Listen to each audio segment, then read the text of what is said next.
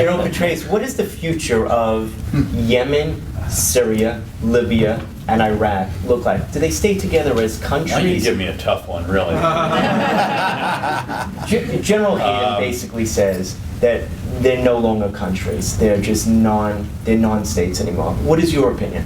I think Iraq can stay together, and I think we should make efforts to keep it together. Now, a lot of folks get on Fox and other places and say, let the place break up. You know, the Sunnis don't want to live with the Shia, the Kurds are already in an autonomous region, just let it go. Look, I have no intellectual objection to a Sunni stan, a Shia stan, and a Kurdistan. There's just a few practical difficulties that, you know, if you can't even get the people to agree on inclusive politics, who's going to draw the lines? And what happens to the millions of people that are in mixed areas? So tell me how you get from here to there, and again, who draws the boundaries, and why there won't be an unbelievable civil war for those mixed areas, which is to some degree ongoing already. Obviously, this is a Sunni-Shia fight that's going on right now. So I don't buy that, actually. I don't see the path to that unless you want to devolve into yet another Syria in Iraq.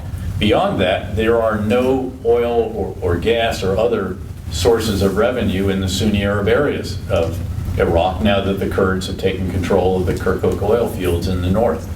So at some point, the Kurds undoubtedly will get independence. That'll be fine. It'll be the result of a process. They'll have enough revenue. They'll have gotten the oil and gas exports to a certain level. Right now, though, they still depend on Baghdad for their 17% of the oil revenue, 90% of which comes out of the south, not the Kurdish north. And again, none of it comes out of the Sunni Arab areas now whatsoever. So I just don't see how you get from there to here to there, as the New Hampshireite would say. And so that's the problem with that. Syria is going to be very difficult to put back together. I mean, the bottom line in Syria, that I don't care what your objective is, we have got to get a viable, capable Sunni Arab force that we can support on the ground. I agree we shouldn't put our boots on the ground, but we got to have boots on the ground. They should be Syrian boots on the ground. By the way, they shouldn't be Turkish or Saudi or other countries in the region either. But we have just not gotten that job done. And some of you know there were recommendations made at a certain point in time that were not approved. But we are where we are. You can't relitigate that. We've got to figure out how to do that. If you want to defeat the Islamic State in Syria, you've got to have boots on the ground. Some will say, okay, we'll use the Kurds. You can't use the Kurds. Syrian Kurds have done very well in the areas that are historically Kurdish, but you can't push them beyond that without having friction with the Sunni Arabs. I mean, I saw somebody saying, well, they're all Sunni. Well, there's a big difference between Sunni Kurds and Sunni Arabs. Like the language, for starters, like, you know, the ethnic background, their heritage. In fact, Jim was up there with us in the very beginning and knows what I'm talking about. He was, were you a major then, I guess? I was in the beginning? I got promoted when I was over there. That's it. Was one of the great civil affairs teams that we put in the Kurdish region. We were responsible for that as well as for the region that had Mosul and Nainoy in it when I was a division commander. So again, that's going to be hard. You want to change the battlefield momentum so you can get a diplomatic agreement? Got to get a ground force. So this is one that we've got to get on with. And it's frustrating to see how much it has lagged, and that, you know, hundreds of millions of dollars into this, we have just a handful of guys actually fighting on the ground as a result of that particular program. And Libya and Libya is going to be Yemen. very difficult, but that's tribal fighting. They're mostly all Sunni Arabs. Some are ultra-fundamentalists, some are secular, but it's tribal-based in many cases. It could actually end up in 2 or 3 parts. It could come back together if there's some tribal confederation. We'll see.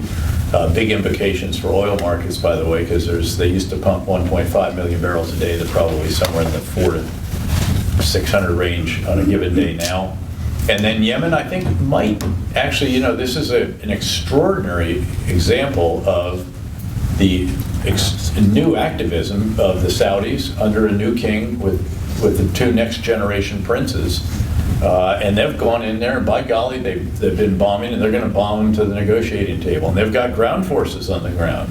Qatari too, believe it or not. This is really quite extraordinary. The Emiratis are fantastic. Emiratis, when I was commander in Afghanistan, had special operations forces, rotary wing aviation, fixed wing aviation, and conventional forces, and we're very, very good. So that's no surprise. But the coalition, the GCC countries, Gulf Cooperation Council countries, are on the ground and they're fighting. Now, this has not been the most precise air campaign in history, sadly. And it has, you know, it's had some shortcomings, to put it mildly.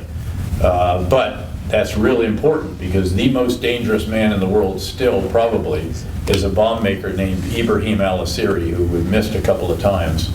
And he's responsible for the shoe bomb that almost took the plane down that landed in Detroit, the printer cartridge bomb that we intercepted in Dubai, the underwear bomb that he actually put on what turned out publicly known now to be a source, which is quite an exciting operation.